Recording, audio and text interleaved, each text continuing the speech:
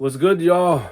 Welcome back to the channel. If I sound a little different, it's because I've been sick for the past 4 or 5 days. I don't know how the hell I got COVID somehow. It kind of killed my throat, so I sound different. That's on me. But today, I'm trying to unbox this. I did a first impression on the YouTube short. This is more so a revisit and an unboxing. I have a video about discontinued fragrances. If you want to watch it, I'll put a card up here. This was released in 2020 to my knowledge. This is Narciso Rodriguez, for him, Eau de Toilette Extrême. Didn't really get a lot of mass market hype and marketing, but this was slightly cult classic when it came out. It was supposed to be a very refreshing alternative to the original, which I have yet to spell. And even the original Narciso Rodriguez, Bleu Noir for him, that seems to be discontinued. It's not on Narciso Rodriguez's website. This isn't on there either. It's only the Eau de Parfum, the Parfum, Vetiver Musk, and Santal Musk. Those are the only 4 on the official Narciso Rodriguez website. So, just doing a revisit from 2020. I'm not even going to bother with notes because on multiple forums, they have slightly variation in notes. And then if you look at the back of the box here, they're not really notes. This is just a 3-note, a chord breakdown. It's not even a note breakdown. The only real note in here is musk. Well, like, what wood are they using? What aromatic notes are they using? I have no idea. I'm just going to give you my, not first impression, but my, you know, you get what I mean. On today's episode of What the Chuck Did You Say? So this is why I wanted it. This bottle does look really freaking nice. It is a frosted gradient on the top half going into the about middle, even at the bottom. The only one that's truly just not matte and frosted is this part down here. When you feel it up here, right where it says Eau de Toilette Extrême, it's matte and frosted, which is really slick, really nice. The bottle itself looks really nice. A little bit reminiscent on the Dolce & Gabbana, the one bottles. The cap is a little, it's cheap as plastic. So, damn, this thing latches on. It rides on forever. Stop it. Get some help. All right, so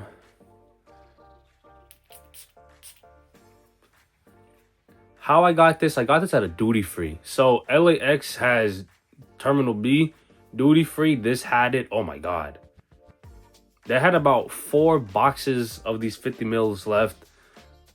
MSRP, I think, is like $62. That's how much I paid for it. Actually, not too expensive for a design fragrance, especially in today's economy. Hide the money, y'all. There's poor people around. With your broke ass. Ooh, this is nice. Definitely get like a grapefruit lemon type of combo.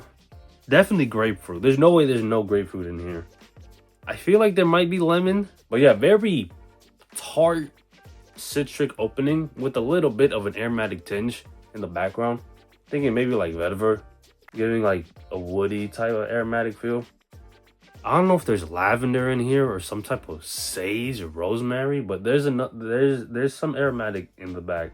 But yeah, that first initial about 30-ish seconds is just grapefruit lemon type of tart, slightly sweet citrus opening. It's really nice, actually. It's starting to fade back already, starting to mellow out, but that first 30 seconds to a minute, it's pretty bright and very invigorating. It's actually a pretty solid fragrance. I understand why this got a little bit of community hype. Mass market hype, not so much.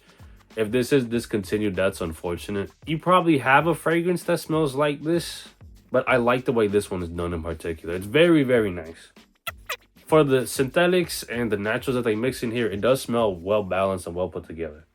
Doesn't smell like it crapped the bed. Not falling apart at all. This is built extremely well. Yeah, I like this. I like this. For someone that lives in a very warm environment, I don't have a lot of warm weather fragrances, so this is a great addition to that. And if you could find this, I could definitely recommend it. Maybe not for the youngins out there, but you know, if you got a job, working 9 to 5, or you got multiple part-times and you just want something that's more professional, this is cool. This is really good. how do I describe this? You've smelled a fragrance like this before, but this doesn't remind me of any particular fragrance. This is pretty nice. This is pretty nice. You know what? For 50-60 bucks, easy recommendation.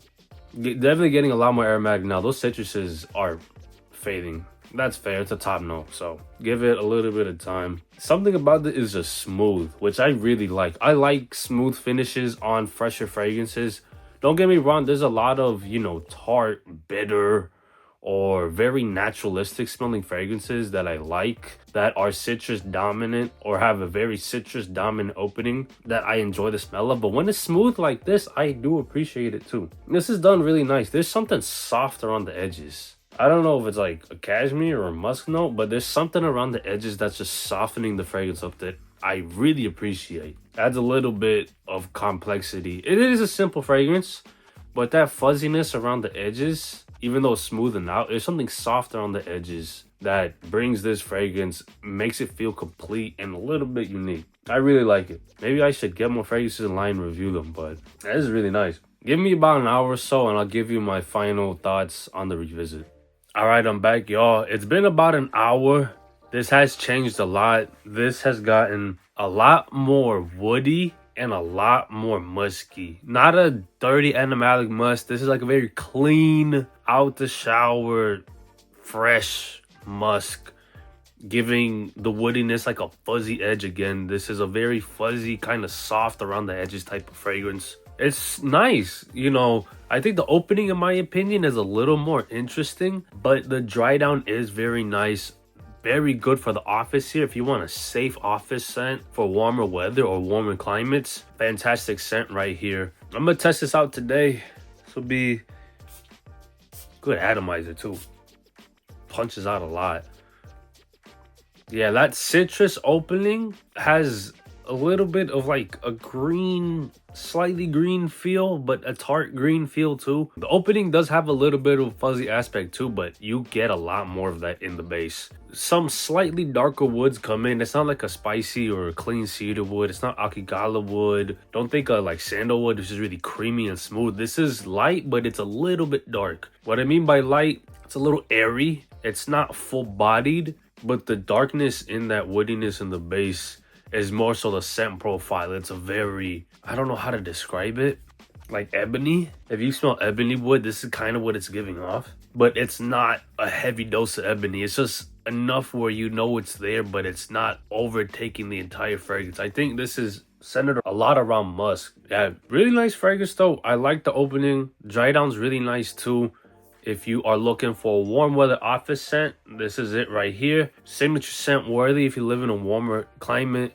If you want something that's safe but a little bit different and unique, go with this. Go with this. I could completely recommend it. If you could find it at MSRP or below. If you find this for, you know, like the eBay prices on discontinued fragrances, I don't think it's worth that much money. But at MSRP and at discounted prices, I could completely recommend this. This has amazing sillage and it trails really nicely too. Hopefully you liked the video. If you do own Narciso Rodriguez, for him, Eau de Toilette Extrême, let me know how you think about it in the comment section below. Subscribe to my content for future... What the hell? I'm a dumbass. Subscribe to my channel for future content and I will see you soon.